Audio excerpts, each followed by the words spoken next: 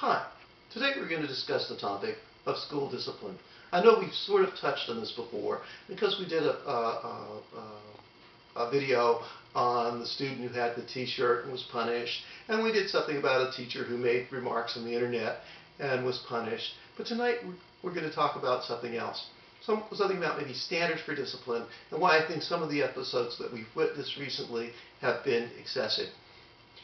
Some of them are borderline. For example, in Pittsburgh, a group of students were suspended from school for wearing Steeler paraphernalia on the school ground because not only were they suspended, but because they cheered and made noise, they were accused of conducting a riot. Now, some of these seem a little silly, and that one is probably close. But on the other hand, some of these are so extreme as to be shocking.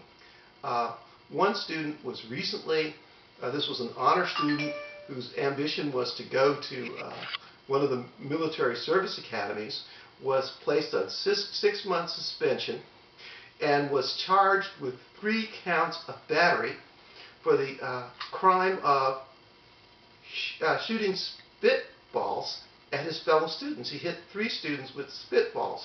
I think the definition of an adolescent prank or a moment of exuberance is someone hitting someone with a spitball. But yet, the school felt that the student had used a dangerous weapon, found it necessary to suspend this kid who'd never been in trouble before for 6 months, put in serious doubt whether this kid will ever serve in a military service academy, and in a way threatened his chance for admissions to any college, all for one moment of exuberance.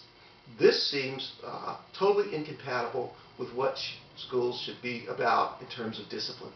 Discipline should be something that keeps order in the schools, but at the same time is designed to bring the student to a better place.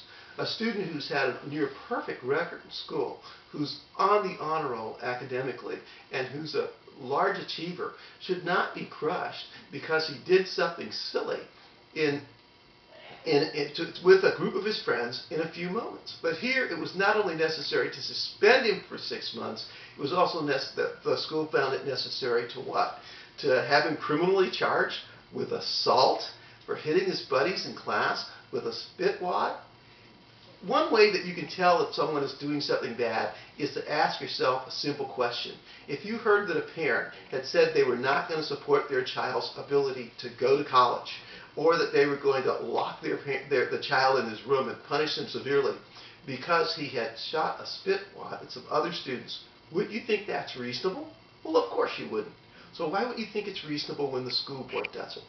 The problem is that the schools have given up on their traditional position, which was in loco parentis, that is, they took the place of the parent, and they've adopted this new position of where they do everything without really being concerned for individuals, but concerned with the operation of the system. And sometimes they're like Nazis who seem to take hostages and kill the hostages to frighten the other people in line.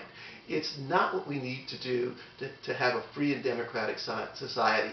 We don't kill the hostages. The students shouldn't be treated as hostages. We should start off with the proposition that they're kids and they're going to act like kids, and we shouldn't be throwing consequences at them which are totally out of proportion to anything the individual does, and which doesn't reflect on what we know about those people, but instead is designed to meet some theoretical standard for achieving perfect order in the school universe. Thank you.